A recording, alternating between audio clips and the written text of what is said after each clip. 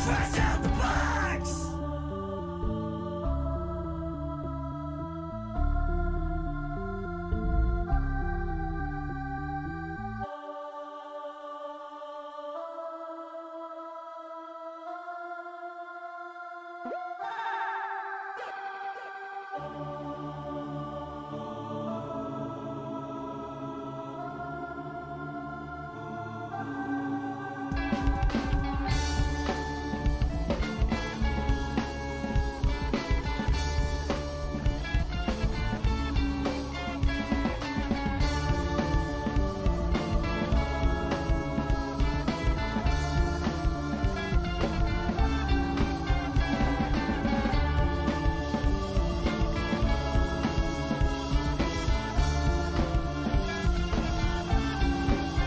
Fresh out the box!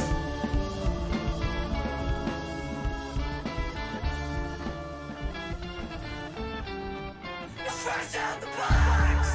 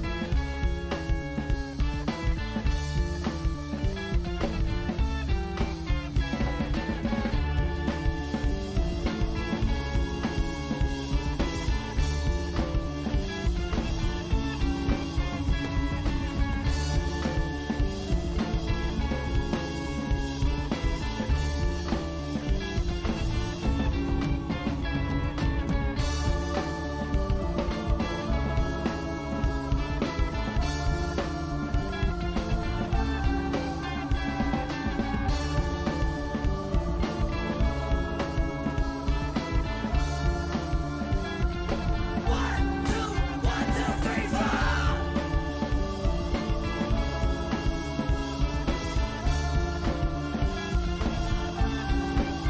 Fresh out the box!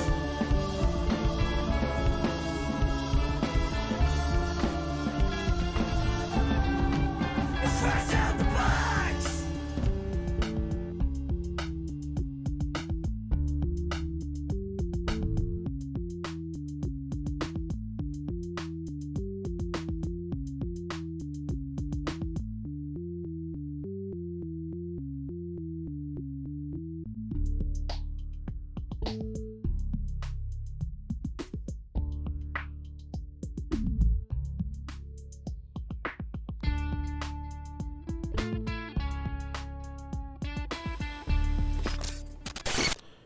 Hey there, everybody. Welcome to Fresh Out the Box Reviews. We're going to take a first look at Urban Decay from Osprey Games today. I am the board game guru and game master extraordinaire, Jahananan. It's me, Casualty CDG, co-host of Fresh Out the Box and Fresh Out the Podcast. Nowadays, you could find me at 105.5 The Thunder in Taos. That's cool. I'm doing a radio show now, Jahan. Did you know that? I did. I was listening today, and it was dope. Yeah, awesome. Thank you. Yeah, I was doing some rock, man. I guess got to figure out how to get more rock on their systems. I was already scraping the bottom of the barrel by like hour 3. I was like, damn, dude, no Muse? They got no Muse on their system. They had no YYZ by Rush. They had some Rush, but no YYZ. I was hurting, man. I wanted some more rock. But that's not what we're here for now. I just still have rock ringing in the back of my brain. I'm excited to talk about Urban Decay. It looks like, at first glance, neither one of us has read this book yet, but it looks like Streets of Rage, the tabletop role-playing game. Yes. And I loved the Streets of Rage games. I'm wondering if I can have skates. That's my first question. I didn't find out the answer yet, but I want to have rollerblades. My character wants some skates. So That's what do you want going into this? Do you want to be a kangaroo with boxing gloves or what? What are you thinking? Well, I'm wearing a Yu Yu Hakusho shirt, so I want to be a Japanese student tough guy. Well, I think you could do that in any game, really. Yeah, but I want to be, I don't know. I want to play a Japanese schoolboy, like Yusuke. I don't know the anime. Is he like a sword guy or is he like a tough guy? I don't know. He's like I a don't know. punchy punch guy. I think you're in luck then. I think you're Yeah. gonna like this. I think there's gonna be a lot of punchy in Urban Decay. This, of course, was sent to us by our friends over at Osprey Games. Shout out to Osprey. They send us some pretty cool stuff to review from time to time. And it looks like the creator is John Matthew DeFoggy. And you swear we don't know him, but I swear I know that person. I know that name. It does sound I, familiar, but there's something familiar about it, man. maybe I don't think we interviewed him. I don't think so either, but I think this guy might run in some circles that we run in or something. Maybe, some I think I've heard tangential knowingness. Yeah. Mm-hmm. Well, Urban Decay is a beat 'em up role playing game from Osprey Games. Let's check it out. Let's dive on it. Yep, there it is. John Matthew DeFoggy. What's up, Pango? When you see it on paper, doesn't it look even more familiar? You're like, I know that. I've seen that. It does look. I don't know what else. I don't know what else he's I done. looked at their whole catalog before though, and maybe he did something else for them. That's possible. Maybe we've read another game that he worked on or something, but I swear we know the name. We'll figure out how eventually. I haven't figured it out yet. I haven't been able to place it. Right off the bat, though, I do like that the chapter 1, the heroes. Hey, look, man, it says 10 steps, and it is 10 steps. There's no and. You know what I mean? They're not trying to lump two into one here. Yeah, no, absolutely. I'll preface this by saying this is a preview copy, so this is an advanced release preview copy that we were given to show people. So hey, this isn't. I don't think this is exactly the final product, but it still looks pretty good.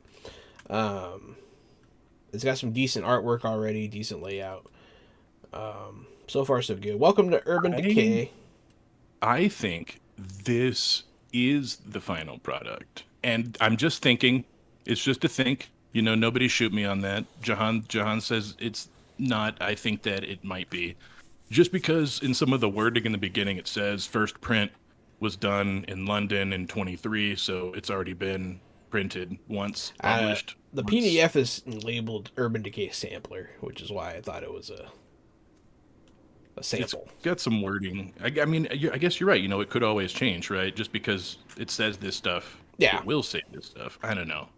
It looks I don't good know. enough to be a finished copy. It's just It looks great. Love the colors. Yeah, this first little art thing. That girl has a gun, and that other girl has a hockey stick with spikes. So let's get it. Oh, okay. I was looking at the cover with the girl in the lasers with the dagger, and she looks like some kind of elven type of creature thing.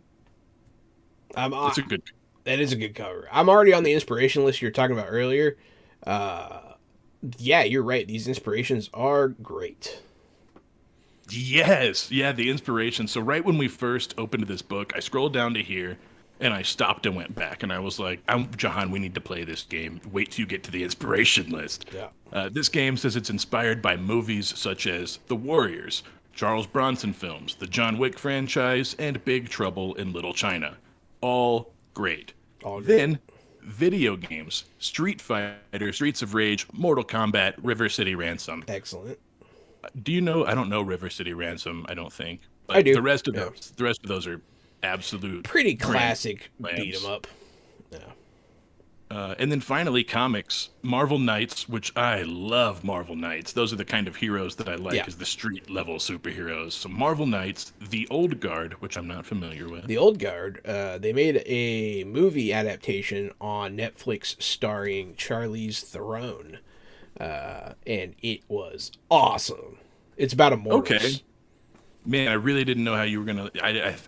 It could have been awesome. It could have been awful. I had no idea which way you were It gonna was go kind on of that the one. grease, dude. I'm not gonna lie. Heck, What's up, Robert man, Wallace? What's up, Bobby Walls? He says next- River City Ransom is dope. It's inspired also by, let's say, Marvel Knights, The Old Guard, Teenage Mutant Ninja Turtles, and Daredevil. So like, come on, man, come on, let's go. Yeah, I'm so about far this I'm in, game. dude. So far I'm in. I don't know the rules. I can't build a character. I told you I want skates. All right, but based on this list of inspiration for this game, I think I'm in. I think this person's speaking my language. Absolutely. So the first chapter is the heroes. As a player, your first step in adventuring in the city is to make a character. In Urban Decay, you play as one member of a crew who sees the rising tide of corporate greed in your neighborhood and seeks to put that right. Characters in Urban Decay have no classes or professions. Instead, it uses a life path system to help you build your hero from scratch. As you move through the 9 steps of character creation, you will come to have a better understanding of your character as well as the identity of the crew. So it looks like we're going to be doing concept, which most games have. Record basic stats, pretty typical. Select archetypes, so they have archetypes, which are essentially classes. Come on. Backgrounds, training, code. Then you get to customize, select equipment, select crew type, and then answer some questions. Yo, this system is crunchy, bro. That's honestly like I'm down for that. Me Fighting. too. It's been a while since we crunched a crunchy.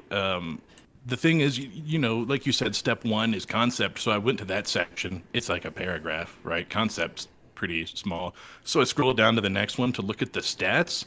You're talking about 35%, 30%, 30%, 0%, 25, just all these different percentages for different guns and skills. These numbers are all over the place. I can't wait to see what this means. Well, I mean, it might be pretty simple if you're just using a percent dice. I've played percentage systems before. They're not too bad. They're pretty fun. They just look scary. Someone like me, I have not played a percentage system, I don't think. I can see played why it would be intimidating. Yeah. Yeah, it looks different. I'm not used to seeing all this. What's up, Lord Jesus Crust? I could definitely see a more amateur and more novice gamer being turned off by all these numbers and percentages. But at this point of us playing games for hell, what, a combined 30 years or something, I want to try. Yeah, this looks pretty cool. You write down all these starting stats, and then you can differentiate your hero through life path choices. Yeah, you do the concept, which is typically well. Let's see what the descriptions they give are: British street tough, or Zen detective, or the police force. No, no, no. You got to be a Japanese schoolboy, and I got to be a guy with skates. Well, we already the have street tough is actually pretty much the what I was going for. Record basic stats. Yeah, this is what you're talking about. Basic hero stats, attributes, skills. I guess these are examples. So you have damage bonuses, initiatives, move, guts, clash points, wounds per row. And then you have skills, which are all broken up by percentages. Interesting. Record the following values on your character sheet. Are these starting stats?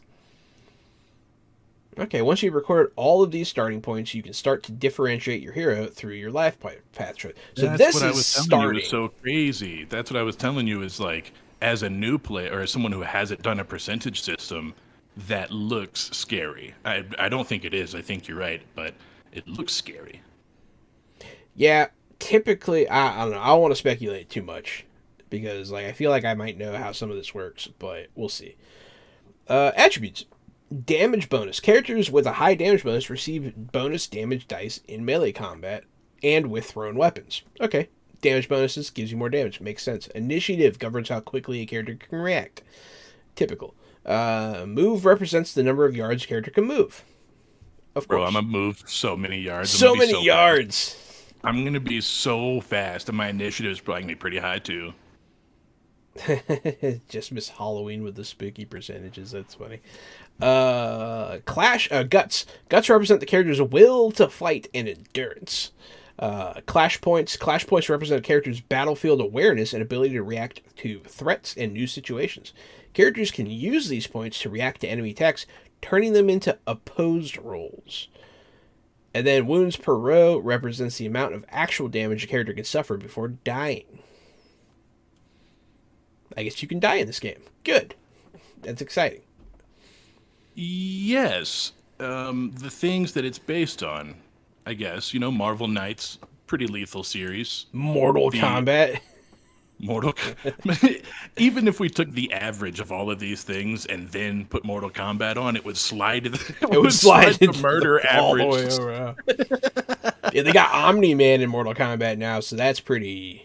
Oh my god. Pretty Isn't crazy. season 2 of that show coming out soon? Season 2 is coming out soon, and I'm excited.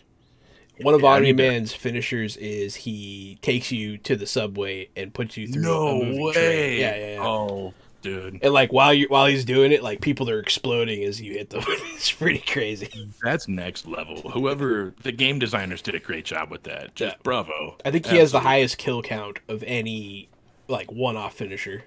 He kills more than just you. It's pretty funny. But yeah. Select archetype.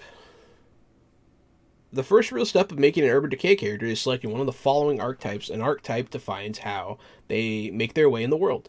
Once you select the archetype, apply the bonuses to your character and record the archetype trait. The archetypes are angry, which gives you move, initiative, dodge, grappling, influence, power, and you get to roll athletics for breaking things. Yep. After angry is charismatic. You are silver-tongued with that one. You get to do charm, influence type stuff. After that is fast. That's your boy, because I'm going to be the skates guy. So fleet-footed, athletics when speed would be a factor. I get to roll extra. Skillful is the last. No, skillful, sneaky, and strong. And so skillful is the sort of jack of all trades. Sneaky, you get stealth for nighttime activities. And strong, you get influence for intimidation. That's not what I thought it was going to be, honestly. Pretty cool still. But those are your archetypes, and then the background is sort of the other half of your character. So first you would pick your archetype. I am going to be fast. And what's your guy? Is is he a strong? I think strong, or what was the first one? Angry? I might do angry. Yes. Angry. Angry's pretty fun. So angry lets you use athletics to break things, and strong lets you use intimidation. So it's sort of like, do you want to be intimidating or do you want to break stuff? I want to break stuff. I'm going to be angry. Okay, angry. Also, if Yusuke was one of these archetypes, he'd be the angry archetype. So Nice, Yeah. nice. All right, you're angry, I'm fast, and then we move into our character background. Once you select a background, apply the bonuses to your character and select one of the background's 2 traits. So, or in this kind of situation. So, I'm fast. We're looking at, and you're angry. We're looking at backgrounds. Criminal, law enforcement, sanctuary, self-trained, the street. So those are your backgrounds. I was interested in the sanctuary. It said, these are places within a city where all are welcomed. Those with the power to defend the weak and vulnerable and train others to do so with the same mindset. So you're from one of these sanctuaries. So I'm thinking I'm like a graffiti artist on the streets. And I'm like fresh out the sanctuary. Like I don't do beat 'em up missions. I'm like a kid. I'm a kid on some skates. I'm just fresh out here. I'm more of a monk sort of archetype or artist, something like that. I would be Yusuke would be in the streets. The streets. I wonder what the difference between the streets and self-trained are. Self-trained is more like you learned through how-to videos and stuff like that to do like martial arts. That's awesome. Yeah. And let's see. So we get to pick an or on the trait or in the background. The sanctuary is oil on troubled waters. You get to do influence for diplomacy, or hands of a healer, first aid for recovering wounds. That's what I'm gonna do. Since I'm gonna be, I guess, the sort of, I'm gonna be that. I'm gonna be the fast guy. I'm gonna be the healer. I'm gonna haul ass and heal. I think that's what's gonna happen here. Okay. Yeah, I'm gonna go with scrapper, scavenging for weapons. Okay, and your other choice would have been word on the street, you could use Streetwise for finding rumors. Okay, so that's actually two really cool different builds on both of our guys. Yeah, man. Interesting. Yeah, interesting. We're already pretty different characters. So the next part is selecting training. The trainings are like how you developed as a character. So the face, you're the charismatic one. The fighter, you're a brawler, a scrapper. The finder, you have your finger on the pulse of the streets. The second story worker, you have learned the ways of the second story of breaking and entering and taking what you want. Okay. Second story worker means you're a burglar. Mm-hmm. Yeah, that's a good way to say it. Weapon master. And hey, Gary, the wheels. I know, but I looked at it and it's not. It's not, I was gonna pick it. It's like more driving, right? It's Not definitely necessarily. driving. It says you're comfortable behind the wheel of a van, a car, or you're gripping the handlebars of a Harley. I feel like that means that you could probably do roller skates. The things, well, the things that you get to choose from are mechanics for fixing vehicles or drive for one type of vehicle. And I'm thinking that the roller skates are baked into the character, that I don't have to pick them here. I don't have to literally pick them as a vehicle. Instead, training. The wheels wasn't speaking to me. Maybe the finder would be a secondary pick for me. I'm gonna go with the fighter. The fighter. And I'm gonna take takes a punch. Endurance for retaining CP. Okay, so this is another or situation. Your other one would have been dodge for getting into cover. You could have been a dodgy boy, but you are an endurance fighty boy. I will go with the finder. You already have scavenging for finding weapons. I'm gonna go with streetwise for finding people, so we can be a more rounded out party here. Sounds like a plan, dog. So far, so good. All right. So after we look at that, we go to step 6, and step 6 is select code. All members of a crew live by a code. Having one differentiates you from the other people living in the city and marks them as opponents or corporations or things like that. A code provides 2 benefits for the hero. It provides them with bonuses, like all the other steps we've chosen so far, and additionally, your code may be called into action once per session to positively affect the outcome of a roll. Cool, I like that. It can turn a failure into a success or a success into a critical, assuming you can justify how it applies to the roll. Once you select your hero's code, apply the bonuses to the character, then select and record the code's skill talent. So this does not look like an or situation. No, not at all. The agent is the first code. Your code is that your code is that of one who pledged. Okay, your code is that of one. Sorry, who Oh yeah, that's has strange wording. pledged themselves to something greater than themselves. Agents seek to further their organization's goals, typically working for the government, law enforcement, or a clerical organization. And this you get. Run them to ground. Increase the hero's movement initiative by 2. That's your skill talent. Ooh, I like that. I like just the move and initiative. I might try to figure out how agent applies. The next one is the killer. You're not a sociopath. Well, maybe you are, but you live by a code that guides you to your targets. You only hurt those who need hurting. Like a surgeon, you carve away the cancer from the city, allowing room for healthy parts to grow. You may call upon this code when finding or taking out a target. You must define with your GM what this code entails. Who do you prey upon, and who is beyond your murderous impulse? I'm not for this character, but that applies to my fantasy age character. That's like Cedric is the killer. Yeah. No doubt. It's pretty cool. Then the knight. Some people want to lay down their lives for something noble. This is you. You seek out those to protect. You guard the helpless.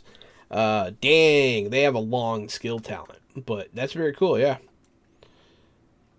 And then there's also the local Gary. This one sounds like it might be for you. Exactly. You're exactly right. I was just browsing it. You are from the city. While others may live here, your identity is bound up in the cities. As such, you will do anything to preserve it and its people. You may call upon this code to defend the city when you're dealing with any task where local knowledge would aid you. Plus 15% to kicking, scavenging, streetwise, home field advantage. This reduces the cost to take cover by 1 CP, and can always find a safe house to rest for the night at the cost of 1 momentum. So I'm not sure what either of those mean, but that seems like a good thing. It's pretty cool. After that is the Stoic. You have cultivated a certain detachment from the world around you. Perhaps you subscribe to the Stoic writings of Marcus Aurelius, or cultivated a Buddhist practice of non-attachment. So that's cool. Serenity is your power. And then the last one is the Survivor. You believe Survivor. believe in one thing, be the last person standing. The city changes around you, and you intend to be there for the next change. You'll be damned if you let someone tear it all down around you. You may call upon this code to endure beyond your limits or survive certain that death. might be you. That might be your guy Yep. right there. I'm going to take the Survivor. The skill talent is sick for it. Also, you gain +1 protection against guts loss, and you regain 1 wound when healed or resting. Plus so you one can wound, always... yeah. Yep, you can always get back in the grease. Excellent, man. So those were the... so we have our characters. I'm an angry fighter... what was the other one I was? Let's see. Code. That was the last one here. The survival. The survivor. Oh, I'm an angry guy from the streets. Streets. That's right. That's right. Way back up.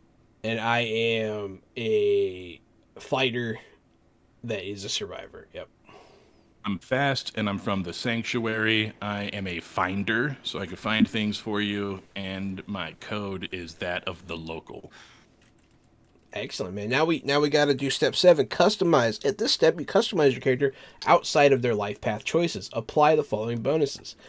So right now we're building our characters in our heads. Obviously, we don't have a piece of paper, but this would be a point when we started really getting into the stats. We would be adding different percentages to different skills, 15% to some main skills, 10% to some, 5% to 6 on the side. So this is where you're getting into the nitty-gritty of character building. So we can kind of browse through that, but there is more to pump up your character is the point. Next is equipment. And all heroes begin with $50, a phone, a flashlight, and 3 power bars to get energy back. You can have brass knuckles or steel-toed boots, a leather jacket, close combat weapon, 2-handed, or a leather duster, a 1-handed close combat, and a one-handed ranged. Cool. So I guess jacket versus duster is going to be some different defense as well. I'm gonna go with the knuckles. I'm gonna go with the leather jacket. I'm gonna go with the close combat 2-hander. I'm going to go with the steel-toed roller skates that everyone's always talking about. And I'm also going to go, I think... Man, yeah, let's go with a ranged weapon. I'm going to go with a one-handed ranged weapon. It's cool. I don't think it pigeonholes you in any way. No, I'm sure I'll be able to pick up some stuff later. That's the whole point of a beat 'em up, yeah. Mm-hmm. But it seems like we've got pretty good balance, and maybe I'll just, maybe my guy will just hold on to a gun for now. He's not the best fighter. We've decided that already. Yeah, so I don't think he needs to be in the fight. Select your crew type. The penultimate step in character creation is picking crew type. This is an archetype for your crew to find how you approach the attack on your neighborhood and what bond you all share. So there's crew templates. So we're going to pick crew smaller or larger than 4. If you have a crew of 3, the final skill that is not selected by the players is given to all the heroes for at plus 10%. Yeah. So the types are choppers. These are... I thought this was going to be like motorcycles, bikers, but it is like... Choppers. Chop, exactly. Mm. Yeah, they steal cars, chop them up for sale. Your home neighborhoods are midtown or high-rise. The skills associated are drive, mechanics, streetwise, thievery. So this is for sure to me a nod to the Warriors, right? I think the Warriors were not real hardened criminals. I think they were stealing radios and stuff out of cars. Yeah, So it's a way to be a criminal without being bad, right? yeah. The next one's cool. Next one's Fighting cool. stable. The heroes come from the same dojo, fighting club, or competitive stable. They forge bonds over years of fighting against other crews. Very cool. I like that one. Yeah, that's a cool one. That's a little Cobra Kai. That's a little Street Fighter. It is a little Cobra Kai. Yeah, it's very hmm Street Fighter. Hell yeah, hell yeah. The next one is investigators, and I would usually be drawn to something like this, but so many tabletop games are about investigating. And just to be straight up like we are investigators, I don't know. That's that's like literally what City of Mist is, right? And I've played that. That's nothing against this game, but I've done that already. The heroes are members of the same investigatory institution. Perhaps they're private investigators, insurance investigators, or members of law enforcement. All right. What are So insurance investigators let me doing shove in this that. game? I was gonna say, let me shove my fat mouth right back. Being insurance investigators would be awesome. It'd be pretty Do be interesting. Do you remember that Marvel series of the insurance investigators that had to figure out whether or not superheroes and villains actually caused the damage or whether people were trying to scam the insurance companies? Maybe, but Someone's like car would be like totaled and they would be like, "Yo, Hulk picked up my car and like threw it into the river." And they'd have to investigate whether or not Hulk really picked up the car and threw it in the river. So I like that actually. Being private investigators, man, but being insurance investigators could be a whole lot of fun. That's nice and stupid. or we can be cops. After that is Street Squad. Street Squad. The crew is composed of people who live on the block. They may offer protection to local businesses, keep others out of the neighborhood, etc. They are fiercely loyal to each other and those in their territory. So this is just a gang. Yeah, this is also the Warriors, right? Yeah. They're just their home neighborhood says dredges, docks, warehouses, midtown. Yeah, that could be. I mean, that could be fun. It's not my favorite, but that could be fun. Thieves is the last one. The heroes are part of a group of thieves. Perhaps they are all hucksters, second-story workers, art or jewelry thieves, or another type of criminal group. Thieves is okay. Thieves I'm okay. like a fast guy, and you could get tied up. It could be your story, right? You have to come to the city to steal a thing, and I'm the local guy who knows about the city, so we get tied up together, Yeah, and we're trying to steal the thing. that could work. But I like Street Squad and I like Dojo the most. I think. I'm surprised you like Street Squad. I like Street Squad too. That really fits to my whole my character who's not really a good fighter. He would just be part of the block. He's part of the group, He like I said, he sprays. He's the tag guy. He may not be the first guy you call in a fight, but he's part of the Street Squad. And so at some point, yeah, he's got to get tied up in it. Yeah, I could do Street Squad.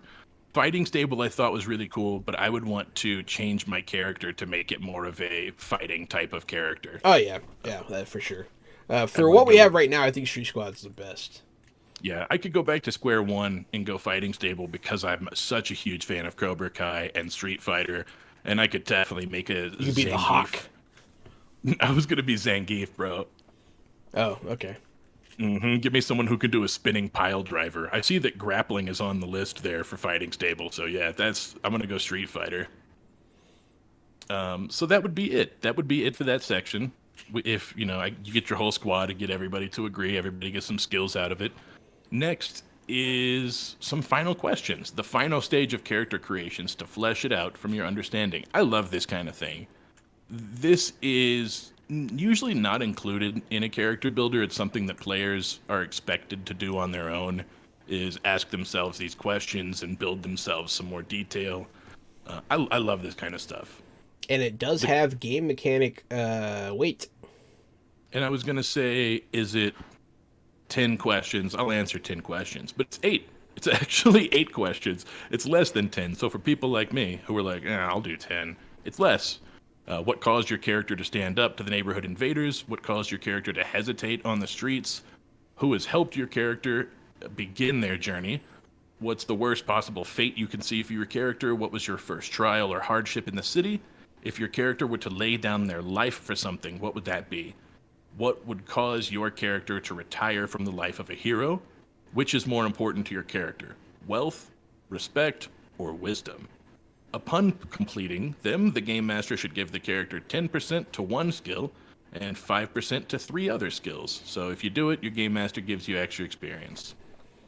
Based on the answers to your questions. It's pretty cool. Dope. Absolutely dope. Then there's some example character sheets to look at. And you can see those final numbers. They're not too bad. You got a lot of 20s, 25s, 50s, that kind of stuff. I think I know how this is going to roll out, but we shall see when we get to it.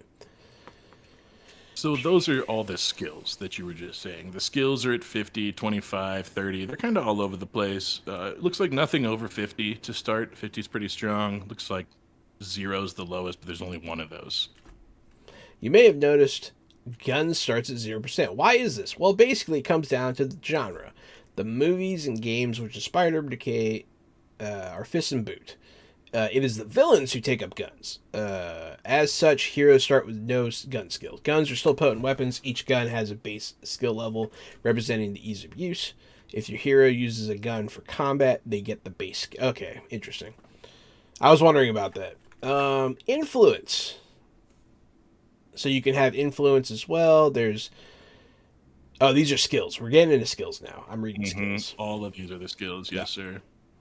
I got caught up on the guns because I was like, No, you're right. Jumped out. That was a really cool sidebar. So let's just fly through the skills: athletics, deception, dodge, drive, endurance, first aid, grappling, guns, influence, kicking, mechanics, melee, perception, scavenging, stealth, streetwise, striking, thievery, thrown weapons, and willpower. Each one of those has a small description of what it is, but I mean, I'm pretty sure you guys at home know what thrown weapons and what striking means. I don't really need to define that for you. There'll probably be a spot later where it defines the actual mechanics, what you roll, but that's not the spot for it. Yeah. Next is stat blocks. Equipment. Yeah. It is equipment. Oh, I just went straight to stat blocks there. Cool. Okay, so unarmed attacks, melee weapons, ranged weapons. Unarmed attacks firearms. there are three primary unarmed attacks: grapples, strikes, and kicks. Each has different damage. I was just wondering. I was like, do kicks hurt more? Oh, that's great. That is great. so cool. Oh, yep. Here we go. Grapples 1d4 with an asterisk. Strikes is a d8, and kicking, it says 1 CP in quotes, and it does a d12. So the asterisk for grapple is that when you grapple somebody, the target also loses a CP from their pool in addition to the damage. And the double asterisk for kicks and attacks with heavy or two-handed weapons cost a CP to make the attack due to the slowness of the attack and how it pushes you out of position. So if you're kicking, it seems like almost like a barbarian type of move where you're leaving yourself wide open. And if you're grappling, you're getting stuck in one spot, but you also doing a little bit of damage. You kind of have it's not human just shield, yeah. Mm-hmm. I kind of like the way the grapple looks on paper. Yep, and then there's the weapon unarmed modifiers, that kind of stuff. There's light, medium, and heavy one-handers. Then there's light and heavy two-handers. And it gives a couple examples. Light one-handers: dagger, switchblade, brass knuckles. Medium one-handed: club, hatchet, replica sword, baton. Medium one-handed or heavy one-handed: fire axe, tire iron, sword, lead pipe, katana. That's where you're at. Light two-handed: staff, spear, baseball bat. Heavy two-handed: battle axe, long spear, heavy mace. And then they have the same thing going into ranged weapons. Light weapons, you're talking about darts, rocks, blowguns. Medium, throwing knives, hatchets, javelins. Heavy, you've got grenades, Molotov cocktails, or other kinds of explosives. And finally, guns. They do have them. You do. It's pretty cool. The light revolver is a 38 special. Heavy revolver is a 44, 357. Light auto pistol is a 22, 32, or a 380. Heavy pistol is a 45 or a 9mm, 10mm. Submachine guns are a MAC-10, an HK MP5, or an MP40. Pretty good little list there. And then finally, rifles. You've got the Weatherby Vanguard, a 50 caliber rifle, and a Remington M700. So there's asterisks. The rifles, they ignore 2 points of protection whenever you fire them. Boom! So they hurt. And the other firearms, the light auto pistols, give the wielder 2 CP to be spent only on attack effects. Cool. That sounds cool. Yeah, I might see what that means. Yep. And then there's also, they have armor, and then they move into general gear, which, did I miss it?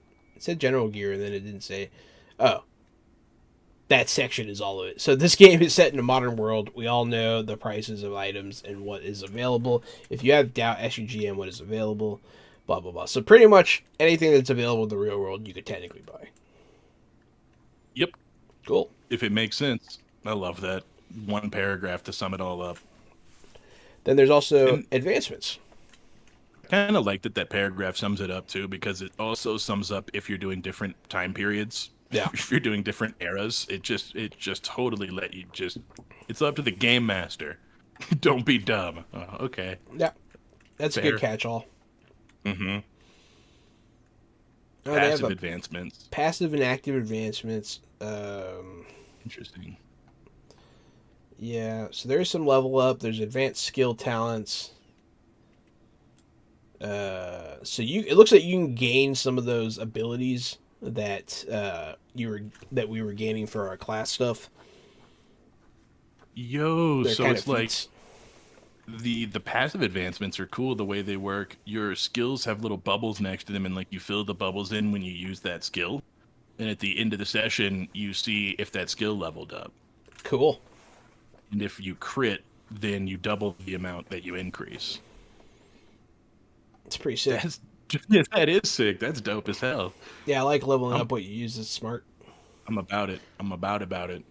And that which means that if you want to level up something you don't have that's good, like you have to suck for a while. Advanced skill talents are like feats in Dungeons and Dragons. It's just like special or talents in Age. Quite a few of them. Every skill, it looks like, has several. But yes, some of this stuff was in the character creation also. Yeah. So if you didn't get it from building your character, you can get some of those skills here in a different way. Okay, that's cool. I'm okay with that. After that, we get to the clash system. Under the guns section, it says there are no firearm talents. Yet another drawback. It's fair. I like that like they that. discourage you from using them, but they're still there and they still hurt. Yep. Yeah. I'm great. I'm stuttering. I'm speechless. What a perfect way to handle it. Yeah, it's what a pretty great good. way to discourage it. Pretty It smart. just, you can't level it up. It doesn't get any better. It's just a gun. Yeah. Gun go bang. Gun go bang, man. Urban Decay relies on a simple D100 mechanic. Whenever the outcome of a task is called into question, you roll a D100 versus your character's skill. If you roll equal to or lower than your skill value, you succeed. Higher and you fail. A roll from 91 to 100 is always a failure, no matter your skill level. This is the core of the Clash system, originally developed for the Jackal's Bronze Age role-playing game, which is also it's another game that Osprey did. Yeah. Yeah, we read Jackals. We liked Jackals. Maybe that's why we know. Maybe that's why we know DeFoggy's name. Maybe he's a Jackals guy. Maybe. Yep. I just opened up Jackal's book. John Matthew DeFoggy. Yep, that's him. Yeah. Yes, sir. Yes, sir. I He knew I wrote heard Jackals. that name. Jackals is a cool game, dog. Difficulty steps. So not all situations are equal. Some tasks are inherently easier or harder than others. The GM may apply modifiers to hero skills to represent these situations. Modifiers temporarily alter the skill for the duration of the test. Increasing the difficulty step makes the test harder, whereas decreasing it makes it easier. So an easy test will give you plus 50% to your skill. But a hard one will give you minus 50%. So if you have a 75% to do something, but it's hard to do, you only have a 25% chance. Okay. Interesting. I don't know how extreme works. Because extreme's minus 100%. Does that mean you can't do it, or do you have to crit? Right. Yeah, I guess you'd have to crit, huh? Either that. Well, no, I guess not because it's applied to your skill. So no, yeah, I guess you wouldn't have a skill above 100 anyways. I don't know, man. We'll find out. You want to pick it It up with seems like helping? at that point you would be rolling with a 0 modifier at best. Something. Something. Yeah, something like that. Helping. There will be times when one hero will want to help another. Yeah, there will be. In every game, everyone always wants to help. Those who are helping add 10% of their applicable skill value, rounded down, to the skill of the active roller. This can help to simplify roles where everyone is participating or aid characters with lower skill ratings in succeeding on skill checks. Only the hero who actually makes the test gets to check for advancement. So nobody else gets to bubble their bubble for helping. That's not considered using the skill. That's fair. Reading the dice, criticals and fumbles. Anytime they occur on the D100 are doubles. So criticals are 11, 22, 33, or double O. If your critical was a success and you rolled under your skill level, you critically succeed. If it was a failure and you critically fail, which is a fumble, you fail. Fair enough. I guess that makes sense to you, right? Because that's the D100 system. That's exactly how they work. Yeah. Um. So yeah, it looks like it said a 91 to 100 is automatically a failure. It's So fine. you roll. Yeah, there's critical fails and there's critical successes in the D100 system. I don't see the ranges. What are the ranges? Did you say them? The ranges of. Like, what do you have to I was roll just to get saying those? that. Well, crits are doubles, and Oh, they're it's doubles. crits. Yes, and they're also failures though. So if you Oh. doubles and you succeed, you crit. If you doubles and you fail, you super fail. I'm trying to remember. Oh, okay, that makes sense. I'm trying to remember if that's how it worked when I played. I think it is. It's been a long time. I think that's right. That seems to make sense to me. Next, they talk about traits. If you're rolling a D100 for a skill that you have a trait for, you roll 2d10s for the ones die and pick the one you want. Oh, okay. This increases the chance that you will critical and decreases the chance that you will fumble. It's true. That's cool. That's a cool way to handle that. I do like that.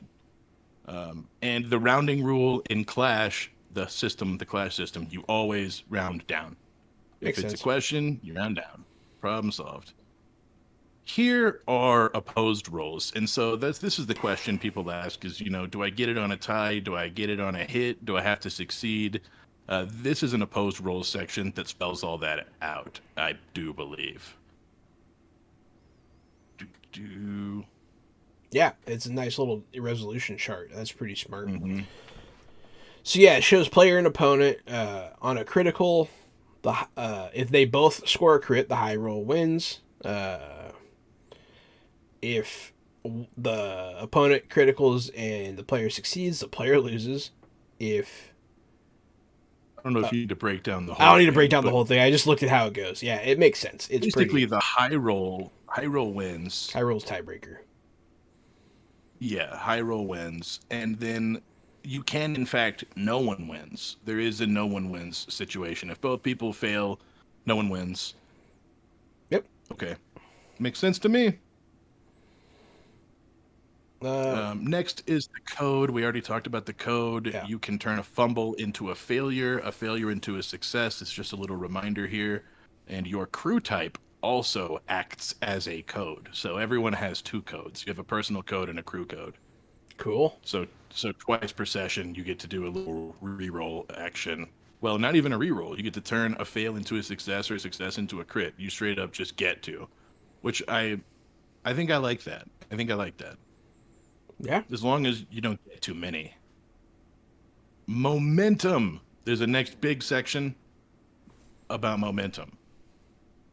Heroes are not alone. No one can survive their own or on these mean streets by themselves. They're all part of a crew. They may not love each other. Hell, they may hate each other, but when the chips are down, they will back each other up. The momentum pool begins each level with a number of points equal to the number of heroes plus 2. This is the momentum pool. It represents the crew's goodwill, synergy, and cohesion. Every time you score a critical or do something awesome, your hero gets to add a momentum point to the center. The momentum pool has a maximum number of points it can hold equal to the number of players times 2. The pool resets at the start of a level or adventure. Additionally, at the start of each session in a multi-session level, refresh the pool by 2 points. So there's a pool. That's cool. What does the pool do, Jahan? I'm glad you asked. Players can use momentum in the following manners. To re-roll failed checks, except for fumbles, you must keep the re-roll. To re-roll a damage roll, you keep the highest damage roll. To add a narrative twist to a scene, per GM approval, to invoke an advanced talent that you do not have, independent of skill rating. To prevent death at 0 wounds, this sets the character to 1 wounds and knocks them unconscious. It does not prevent a vicious foe from then striking at them again. To add 2 clash points to their pool immediately, or to flee. What is fleeing? Fleeing is when everyone decides to get the hell out of there. You must spend all the momentum from the pool. You must have at least 1 in order to flee. If they flee, the GM allows them to retreat from the level and return to a safe location. The momentum pool resets, all the heroes are safe except for those who truly died, and the players can now continue. But they cannot return to the same level. That way is now shut to them. If they were trying to prevent something in that level from happening, it happened. The opposition completed their goals without interference. Basically, you can run, but when you do, you have given up. That's what happens. I like that. Additionally, the Game Master can spend 5 domination points to have the crew picked up by the police and spend the night in lockup. They still flee, but take 2 guts damage from the demoralization and the bad night's sleep. So you can make the flee even worse.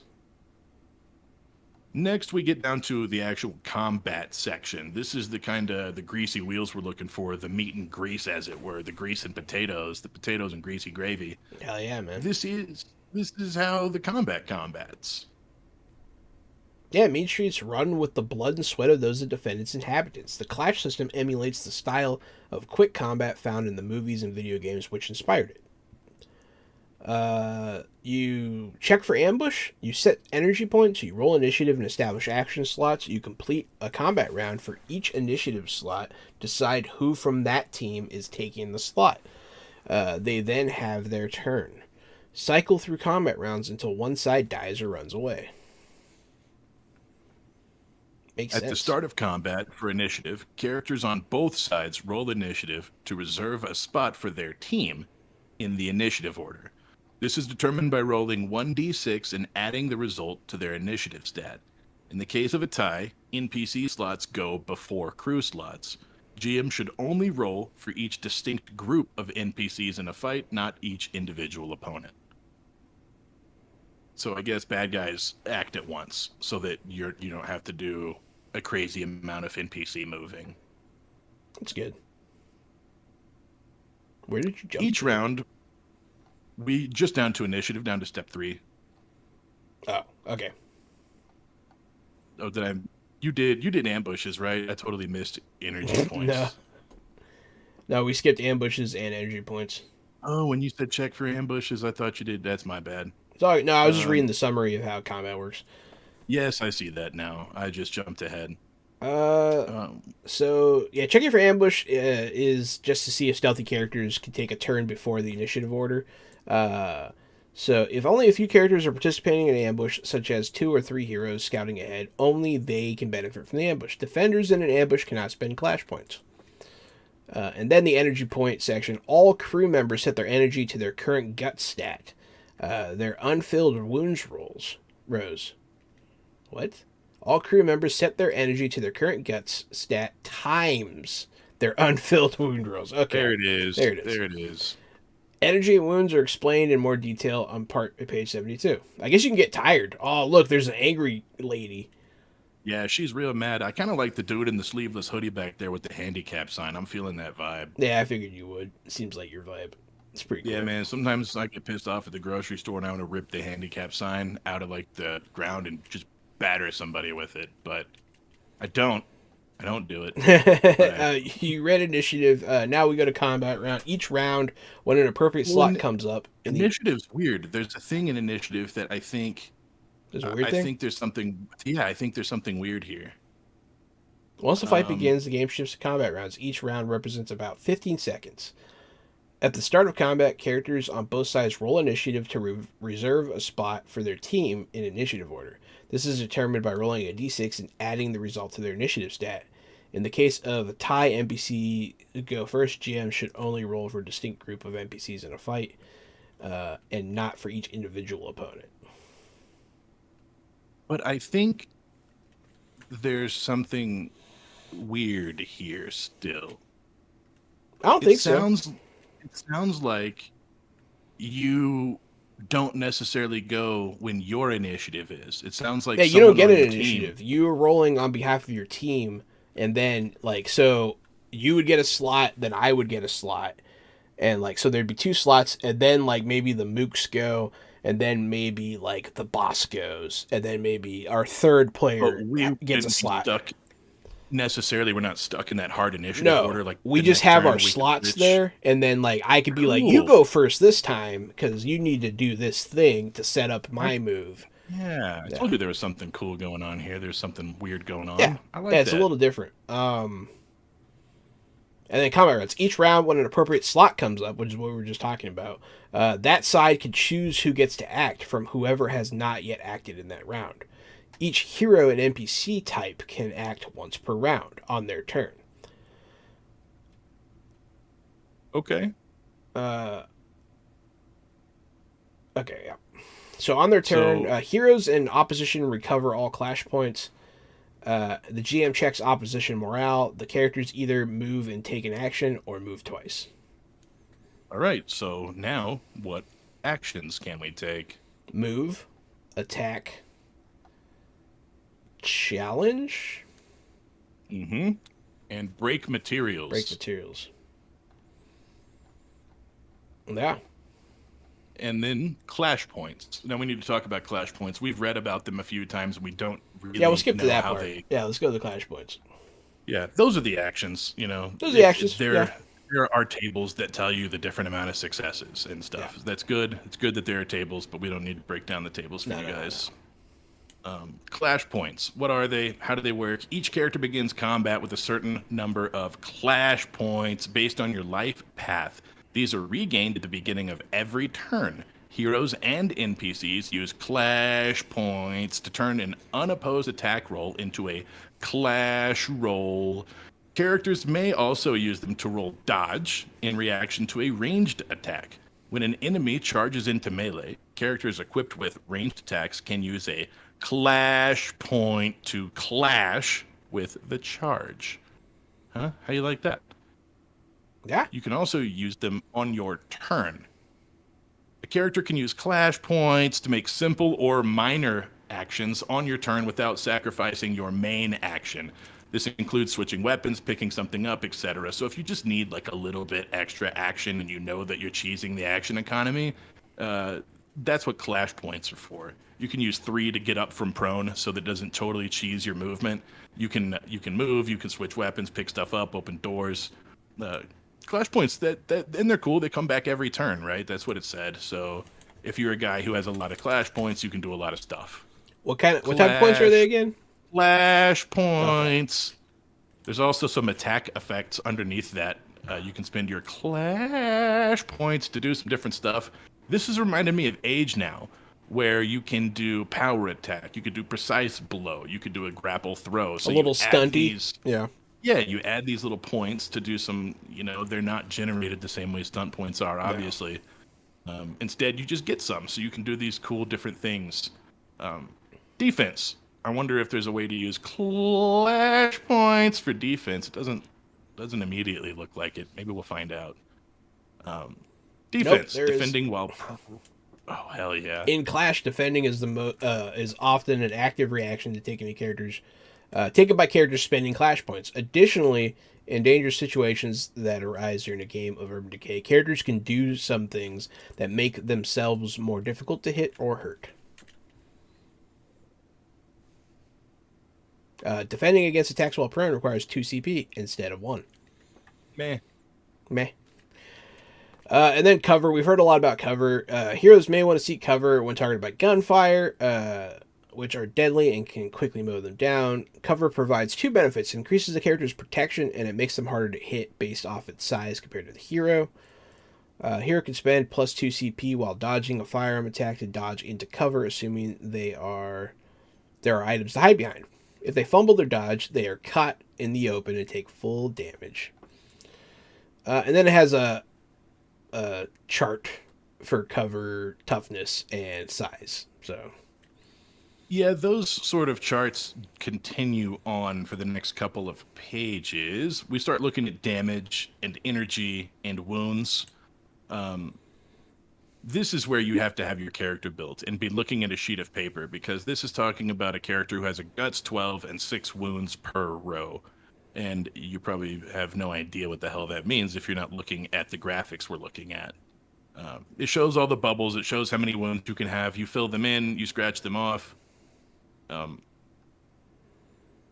And that's about how that works. Then we talk about damage steps. It looks like when a situation or talent increases or decreases a damage step. Look at this chart. 1d4, d6, d8, d12, d10, d12, 2d6, 2d8, 2d10, 2d12, 2d12 plus 2d6. Damage steps can go up and up and up, and I'm guessing that means something. I did see that there was fall damage as well. Well, that was so pretty exciting. damage step seems pretty easy. If you are doing a D8 damage, but then you have a talent that says increase your baseball bat damage step by 1, then you do D10. You just go to the next thing, exactly. Again, that's one of those things where you'd have to have your character sheet, and once you did, that would make a whole lot of sense. Yeah. Because it jumping from 2d12 to 2d12 plus 2d6 is kind of weird, but that's max level. The rest of the stuff is a lot of like damage bonuses. We talk about criticals, critical failures, that kind of stuff. Environmental damage, falling damage, using momentum to avoid death, guts, morale. And then after combat, battle scars, healing, all that good stuff. Was just looking at that too. So that's how you heal after combat. You spend 5 minutes, you rest, you get 1d6. You can also go to a hospital and increase it to 1d8, but then it's going to change your story. People are going to ask questions what you're doing at a hospital. I guess unless you know a guy, right? Battle scars. That's kind of cool. You talk to the game master and you get a scar that represents something. Lost wounds into the second row, filled the second wound row. Depending on, it's like you're playing bingo with your injuries. Oh, that's cool. I like that. Yeah, and after that we get into running the game, game master advice, advancements, level design, scene design, that kind of stuff. And then there is a chapter 5 is all about the city, which I guess is the canonical setting for this.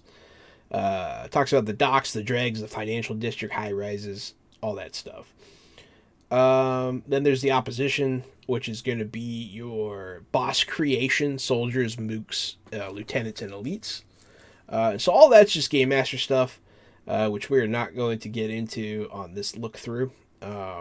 But it does look like they've made game mastering pretty streamlined and as easy as possible. There's a lot of some tools. good graphics, a lot of tools and graphics. It half the book. So like running the game starts on page 80 out of 160. So half the book is dedicated to teaching you how to run the game and giving you tools for that, and half is dedicated to players, which I think is a pretty smart division. But yeah, so that was Urban Decay from Osprey Games, created by Jonathan Matthew DeFogie. How we feeling? How we feeling about Urban Decay, Gary? I'm like an Urban Decay. Mostly, he had me in the very beginning when he said, "This is my list of references. These are the things that inspired me." All of those things inspired me too, man. I love all of those works, all of those creations that he named, and just that alone makes me want to give this game a shot. There are some weird things that I would have to see in action, like we just talked about the savage points or whatever the hell they're called, that you get back at the beginning of the Clash points. at the beginning of every turn. Yeah, clash points. Clash points, that's what it is. Yeah, that's a little strange. That's a new system for me. That's a little weird thing. They have a I'm lot not of stuff that's very unique in this system. And that's always fun to see something that really stands out against. and I really want to everything see like else. how it moves. You know, there's a lot of this stuff that I think it's cool, and I want to see how it moves. I I want to see really how it like the feels too. background, Yeah. the character creations and stuff, where it was like, pick one and then pick one of two, pick one of two. I thought that was a pretty cool character creation system. There were, five choices in each one, but each one had two, so all of a sudden you had 10 choices in each category minimum. It was really cool, man. There was a lot of character building growth there, and finally, the thing I really like is the passive skill growth. That to me is Yeah. a real standout, really cool thing in the system to have your skills passively level up as you use them.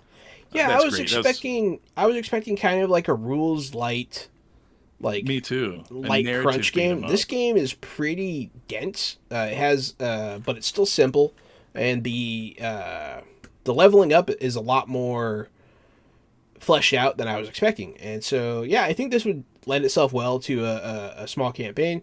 It would also do very well in a one shot. So, like, we might get to do this. I could run a one shot of this sometime. I wonder how fun. balanced the combat is because it's obviously meant to be a melee beat 'em up game. And just looking at it, I wonder how balanced the combat is. I wonder what it looks like once you start punching 10 or 12 guys. I wonder if you're only supposed to punch four guys at a time. I wonder what this game looks like when it's moving. I feel like the creator took a lot of time to try to balance that melee combat to make it fun because it's the star of the game.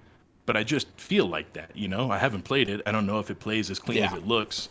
But, I'd like to see. I want to see what Homeboy got himself In up my to. experience playing, I played percentile with what do you call it? Fallout. Before there was the 2D20 Fallout game, there was like a fan made percentage based Fallout game.